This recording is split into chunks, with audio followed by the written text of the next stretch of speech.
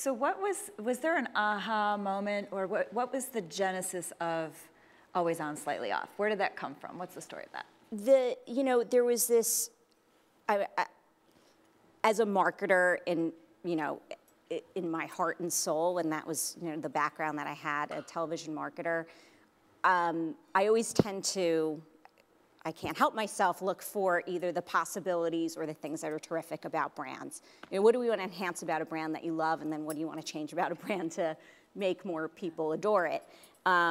There was always something about IFC that actually was quite difficult to articulate. And again, I think it was because we were not so focused as we were when we decided we were going to definitively be this comedy brand and speak to a certain kind of comedy.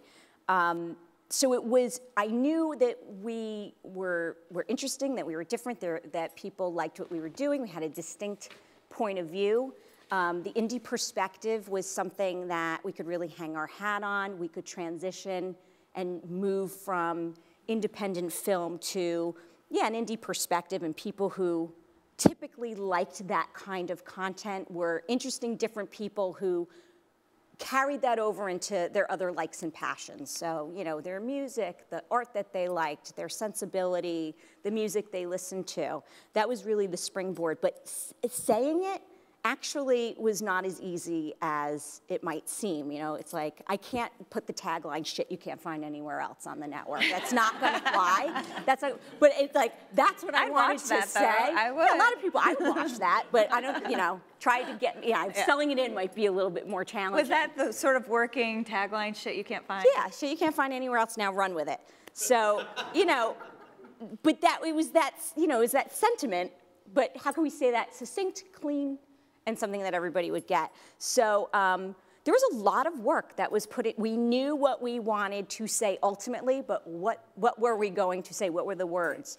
And there was a lot of work put into the creative briefs and who we were going to work with and what exactly we wanted the ultimate goal to be, and all the things that I had just discussed. Many, many meetings, many conversations.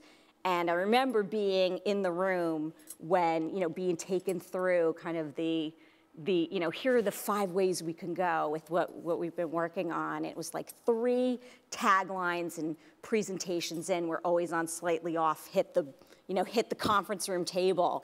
And I was like, that's it, stop, no more. And the people I were working with were very dedicated. People were working on this a long time in the marketing team. And they were like, but there's more to show. I said, stop, do not go past this moment. This is it, it's perfect. Wow. It's very rare that you come across something that is so right. And maybe I haven't come across people who are going to challenge it, but I've yet to come across somebody who says, I hate your tagline. I don't get it, and it doesn't fit well with your brand. People tend to kind of fall in love with it. So we've been wearing it proudly since.